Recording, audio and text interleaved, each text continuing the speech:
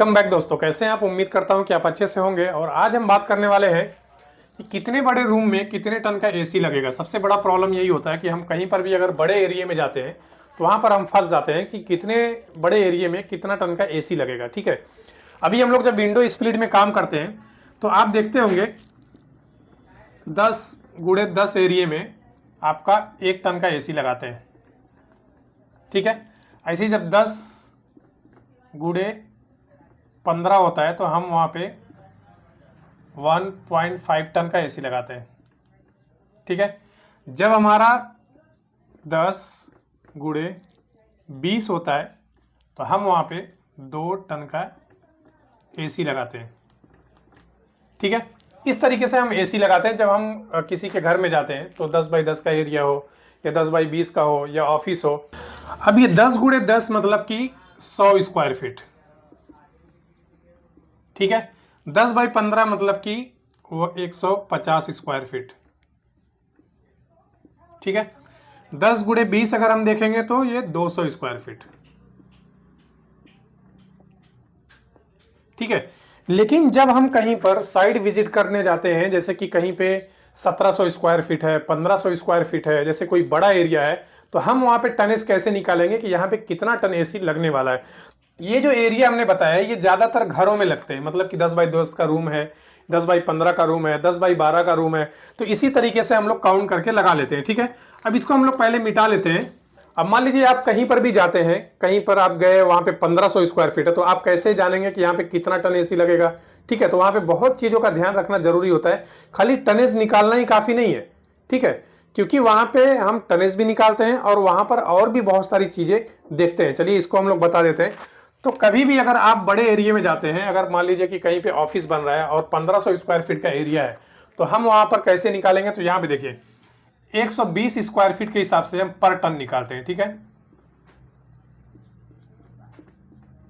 ये चीज आप ध्यान रखना। ठीक है, 120 स्क्वायर फीट में हम 1 टन लगाते हैं। अब आप सोचेंगे कि अभी आपने बताया कि 10x10 मतलब कि 100 स्क्वायर फीट में 1 टन लगता है, तो 10x10 में भी 1 टन लगेगा और 10x12 का भी एरिया रहेगा तो भी उसमें भी 1 टन लगेगा। ठीक है, तो अब मान लीजिए कि 120 स्क्वायर फीट के हिसाब से हम लोग 1 टन निकालते हैं। अब मान लीजिए कि वहां पे 1500 स्क्वायर फीट है, 1500 स्क्वायर फीट है, तो हम क्या करेंगे, भाग देंगे किससे, 120 से। 120 से तो हमारा कितना निकल के आएगा, 12.5 टन। ठीक है, अगर हम 1500 स्क्वायर फीट के एरिया में अगर हम लोग एसी लगाते हैं तो हमारा जो निकल के आता है वो 12.5 टन। अगर 12.5 टन का एसी अगर हम लोग यहाँ पे डाल देते हैं तो ये एरिया जो है हमारा कवर हो जाएगा। लेकिन यहां पर एक चीज और देखने वाली बात है।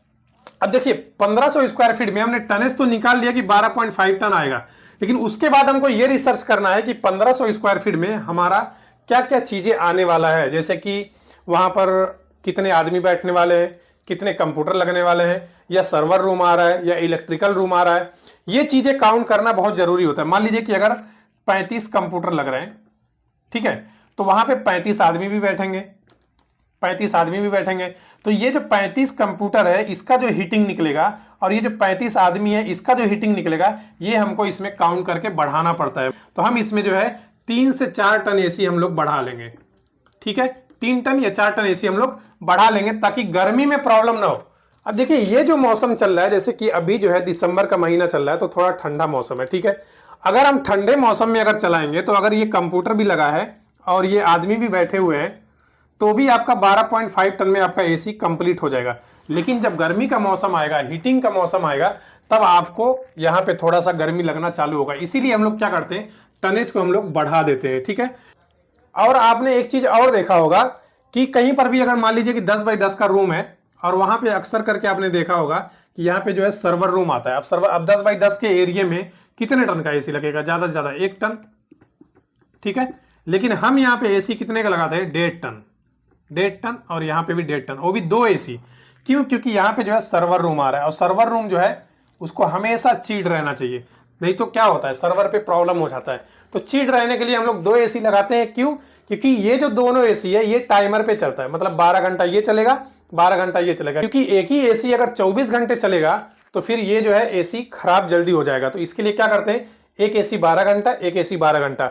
अब 1 टन के एसी में हम लोग 3 टन एसी क्यों डालें, मतलब ये भी 1.5 टन ये भी 1.5 टन क्यों डाले, क्योंकि यहाँ पे सर्वर रूम है, इसका हीटिंग जो है वो निकलते रहता है। तो हीटिंग की वजह से हम लोगों ने क्या किया, यहाँ पे एसी जो है डबल कर दिया, डबल क्या तिबल कर दिया, मतलब कि ये 1 टन का एरिया था लेकिन यहाँ पे 3 टन का एसी लगा दिए। ठीक है, अगर बाई चांस कभी एक एसी खराब भी हो जाता है तो एक एसी को हम लोग 24 घंटा चला सकते हैं, जब तक ये जो है रिपेयरिंग हम लोग कर सकते हैं। तो सर्वर रूम में हम लोग रिस्क नहीं लेते। तो कहीं पर भी अगर बड़े एरिया में अगर आप एसी लगा रहे हो तो आप जो है 120 स्क्वायर फीट से पहले तो टनेज निकाल लीजिए, उसके बाद आपका देखिए कि वहां पे क्या क्या चीजें आने वाले, उसके हिसाब से थोड़ा सा आपको टन बढ़ा लेना है। इसी तरीके से हम लोग टन निकालते हैं। अब कितना भी बड़ा एरिया रहने दो, चाहे वो 1700 स्क्वायर फीट हो, 2000 स्क्वायर फीट हो, 5000 स्क्वायर फीट हो, आप टनेज जो है इजी से इजी निकाल सकते हैं गाइस। ठीक है गाइस, तो गाइस कैसा लगा वीडियो पसंद आया तो वीडियो को लाइक कर दें और चैनल को सब्सक्राइब कर लें और साथ ही साथ बेल आइकन को भी प्रेस कर लें ताकि आपको आने वाली हर लेटेस्ट वीडियो मिलती रहे। वीडियो देखने के लिए बहुत बहुत शुक्रिया।